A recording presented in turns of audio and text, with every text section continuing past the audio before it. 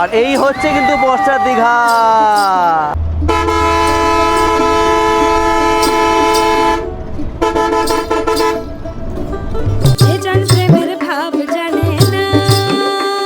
আর আজকে এই বাসে কিন্তু পৌঁছাবো আমরা কলকাতা থেকে দীঘা। আর এই হচ্ছে কিন্তু বায়ো টয়লেট এই বাসে। আর এই বাসে তোমরা পেয়ে যাবে প্যান্ট্রি কার ও বায়ো টয়লেটের সুবিধা রয়েছে কিন্তু 2x2 সিটিং ক্যাপাসিটি।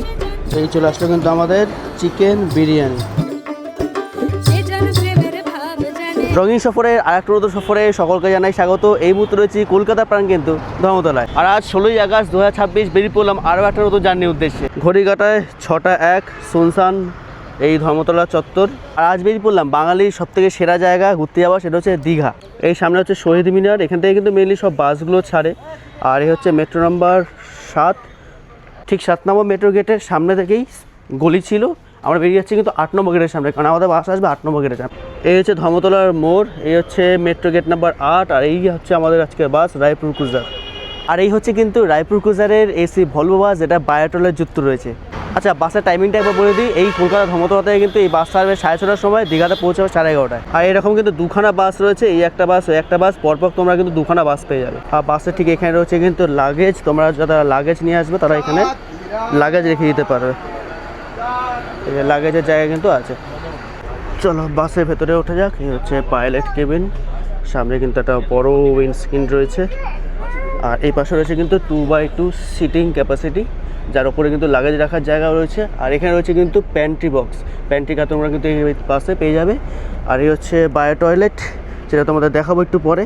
ঘড়ি কাটা এখন সকাল 6:20, আমাদের বাস ছাড়বে কিন্তু 6:30টায়। সিটে বসে বললাম, সিট কনফিগারেশনটা একবার দেখিয়ে দিচ্ছি। কিন্তু একদম ফার্স্ট সিটে তো লেগ রেস্ট মোটামুটি এখানে রয়েছে। এখানে রয়েছে জল বোতল রাখার জায়গা, এখানে কিছু ডকুমেন্ট বাগেরা কিছু রাখতে পারো। এখানে মোবাইলটা রাখতে পারো, তবে এখানে মোবাইল আমি রাখতে বারণই করবো। এই হচ্ছে সামনে একটা বড় উইন্ডস্ক্রিন, এখানে টাইমিং দেখাচ্ছে, আর এখানে কিন্তু টেম্পারেচারও দেখাচ্ছে। আর তার সাথে বাইরের দৃশ্যটা একবার দেখাই এখান থেকে। এই হচ্ছে মোটামুটি বড় একটা স্ক্রিন পেয়ে যাবে তোমরা। আর এসি কিন্তু অলরেডি চালিয়ে দিয়েছে, এই যে এসি অলরেডি চলছে। আর চলো একবার দেখিয়ে দিই এই সিট কতটা রিক্লাইন হয়। এই অনেকটাই কিন্তু বেশ রিক্লাইন হচ্ছে, একদম সেমি স্লিপার বাস যেহেতু। ঘড়ি কাটায় 6:34, আমাদের বাস ছেড়ে দিল ধর্মতলা স্ট্যান্ড থেকে। এর সামনে হচ্ছে মেট্রো, ধর্মতলা থেকে বাস ছেড়ে দিল আমাদের বাস একদম সঠিক টাইমে। আর বসে বসে কিন্তু আমার ফেভারিট সিটে একদম সামনে। আর সামনে কিন্তু সেকেন্ড হুগলি ব্রিজ আসছে। তোমাদের বলে রাখি, আমরা এই যে বাস ছাড়লাম, বাস আমাদের ছাড়লো 6:30টায়। দীঘা থেকে পৌঁছানোর টাইম হচ্ছে 11:30টার সময়। দেখা যায় কখন গিয়ে পৌঁছায়। আর বাস মোটামুটি আজকে একটু ফাঁকাই রয়েছে, কেননা কালকে 15 আগস্ট ছিল, আজকে 16 আগস্ট। কালকে কিন্তু বেশিরভাগ লোকই কালকেই বেরিয়ে পড়েছে, তার জন্য আজকে বাস কিছুটা পরিমাণে ফাঁকা। তবে দেখা যাক রাস্তায় যেতে যেতে ভর্তি হয়ে যায় কিনা। ছোটি ছোটি राहें मिलके कहीं दूर दूर मंजिल पर जाएगी, कभी छाँव छाँव कहीं धूप सताएगी। আর এখানে রয়েছে কিন্তু এই যে চা কফিরও ব্যবস্থা, তোমরা কিন্তু চা কফি ওখান থেকে পেয়ে যাবে। दूरी भी यूं ही चलते चलते कम होती जाएगी, कभी छाँव छाँव कहीं धूप सताएगी।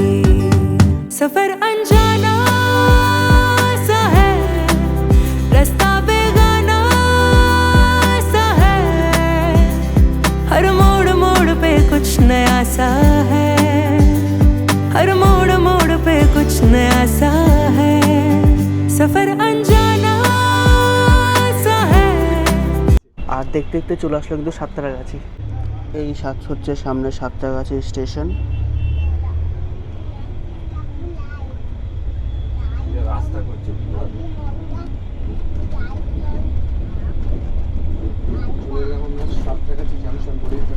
তোমাদের অনেকের প্রশ্ন থাকে যে যাত্রাপথের মাঝপথে তোমরা যদি কেউ উঠতে চাও তাহলে কীভাবে উঠবে।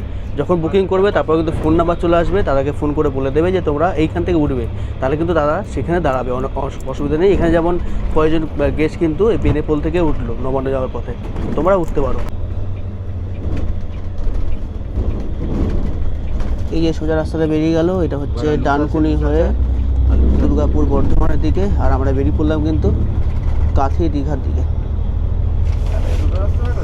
হ্যাঁ, এই ওপরেরটা বর্ধমান, দুর্গাপুর যাচ্ছে। रास्ता बेगाना सा है,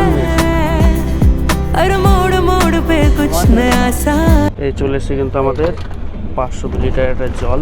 আর রায়পুর কাছারে এই বাস সাথে না সাথেই আমাদের দিয়ে দিল কিন্তু 500 মিলিলিটার একটা জলের বোতল।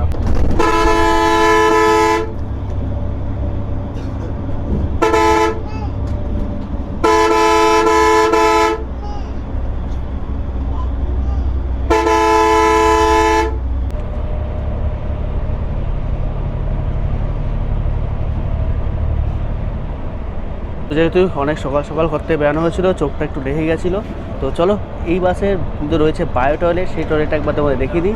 আর সামনে ঢুকতে চলেছে কিন্তু কোলাঘাট, এই হচ্ছে মোটামুটি কোলাঘাট ঢুকবে করছে। তার আগে চলো বায়ো টয়লেটটা একবার তোমাদের দেখিয়ে দিই। বায়ো টয়লেটটা হচ্ছে ঠিক মাঝখানে, আর এই হচ্ছে কিন্তু বায়ো টয়লেট এই বাসের। এই যে ছোট্টর মধ্যে কিন্তু শুধু কিন্তু তবে ইউরিনাল করা যাবে।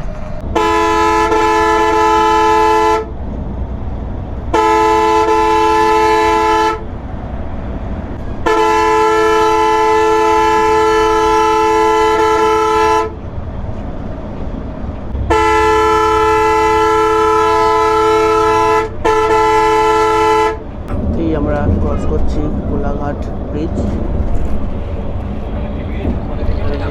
কোলাঘাট ব্রিজ রূপনারায়ণ নদী। ভুলে গেছিলে?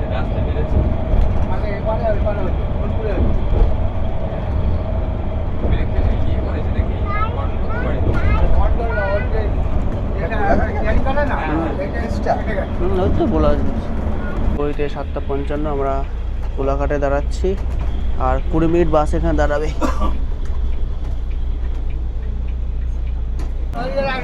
এসে পৌঁছালাম কোলাঘাট, আর এখানে আমাদের গাড়ি দাঁড়াবে 20 মিনিটের মতো দাঁড়াবে। তো হচ্ছে আমাদের বাস দাঁড়ালো ফ্রেশ ফুড হোটেলে।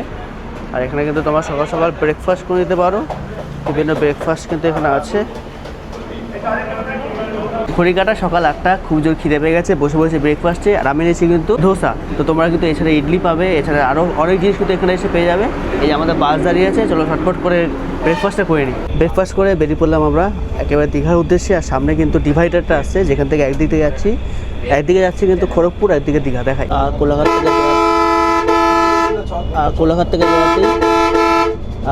থেকে বেড়াতে এই সোজা রাস্তাটা চলে যাচ্ছে কিন্তু খড়গপুর, আর আমরা যাচ্ছি কিন্তু কাতি হয়ে দীঘা।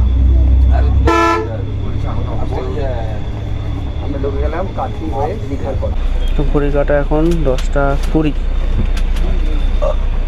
এসে পৌঁছলাম মন্দারমণি। প্রচুর গ্যাস নামছে কিন্তু। আমরা এসে পৌঁছলাম চাউলখোলা মোড়। আর যারা তোমরা মন্দারমণি যেতে চাও, এই চাউলখোলা মোড় থেকে টোটো পেয়ে যাবে, অটো পেয়ে যাবে, তোমরা চলে যেতে পারবে কিন্তু একেবারে পিচে। এই হচ্ছে চাউলখোলা মোড়। আর এই যে সামনে দেখতে পাচ্ছ টোটো স্ট্যান্ড, অটো স্ট্যান্ড, এখান থেকে কিন্তু সব পৌঁছে যাবে তোমরা একেবারে তোমার যে রিসোর্টে বুকিং করেছো সে বুকিং সেখানে চলে যেতে পারো, বা সি বিচে চলে যেতে পারো।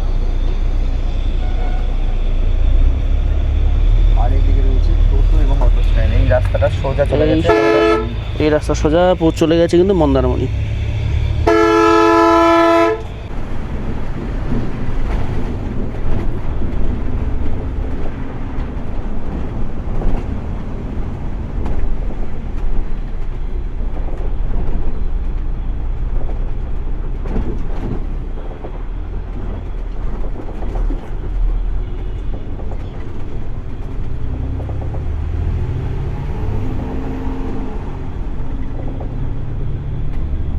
দেখতে দেখতে আমরা চলে আসলাম কিন্তু ওল্ড দীঘাতে। বাস প্রথমে ওল্ড দীঘা হয়, তারপর যাবে নিউ দীঘায়।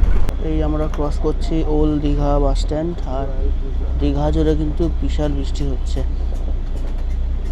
বিশাল বৃষ্টি। হচ্ছে ওল্ড দীঘা, হ্যাঁ দেখা যাচ্ছে। নেই বললাম বাস থেকে, ওই যে আমাদের বাস, আর জ্যাম, প্রচুর জ্যাম। আর এই হচ্ছে দীঘার জগন্নাথ মন্দির বা দীঘা শ্রী জগন্নাথ কালচারাল। তো এই হচ্ছে কিন্তু দীঘার জগন্নাথ মন্দির, আর ভিড় কিন্তু বেশ ভালোই। আর এদিকে রাস্তার জ্যামটা জাস্ট দেখো, এতটা জ্যাম বলে আমরা নেমে পড়লাম বাস থেকে। আর এই হচ্ছে কিন্তু দীঘার জগন্নাথ মন্দির। এই জ্যাম আর শেষ হওয়ার নাম নিচ্ছে না, দেখতে দেখতে চলে আসলাম কিন্তু স্টেশন। এই যে অপোজিটে হচ্ছে স্টেশন, দীঘা স্টেশন। তো ঠিক হোটেল অম্বালিকার পাশে করে ঢুকলাম। এই হচ্ছে সরকারি বাস স্ট্যান্ড, আর সামনে সমুদ্র সৈকত। চলো। হাঁটতে হাঁটতে চলে আসলাম সমুদ্র সৈকতে, আর সমুদ্রটা একবার দেখাই। তো এই হচ্ছে দীঘার সমুদ্র সৈকত। এই মুহূর্তে জল অনেকটা এগিয়ে এসছে আর বেশ উত্তাল সমুদ্র। তো বর্ষাকালে ঠিক এই রূপটা দেখতে আসাই কিন্তু দীঘায়।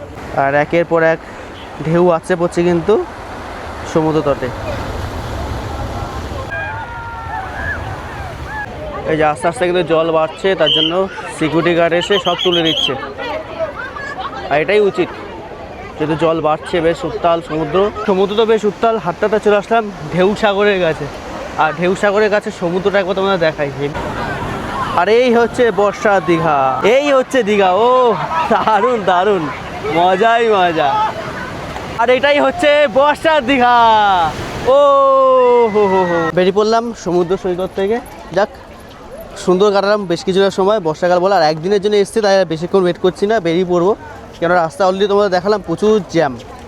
আর এখানে রয়েছে কিন্তু এই মিত্র ক্যাফে, যেখান থেকে তোমরা খাবার খেতে পারো, ক্যান্টিন রয়েছে, ড্রেস চেঞ্জ করার জায়গাও কিন্তু এখানে রয়েছে। চলো আস্তে আস্তে এবারে কিছু খাবো, পেট পুজো করবো, তারপর কিন্তু বেরিয়ে পড়বো বাড়ির উদ্দেশ্যে। তো এই চলে আসলো কিন্তু আমাদের চিকেন বিরিয়ানি। তো কোথাও বাইরে বেড়ালে তো ভাত মাছ খাওয়াই হয়, তো আজকে ভাবলাম বিরিয়ানিটা খেয়ে লাঞ্চটা কমপ্লিট করি। তো বসে বললাম লাঞ্চের টেবিলে। আর লাঞ্চে মোটামুটি যখনই বাইরে বেড়াই ভাত আর মাছই খাওয়া হয়, তবে আজকে অর্ডার দিচ্ছি কিন্তু বিরিয়ানি।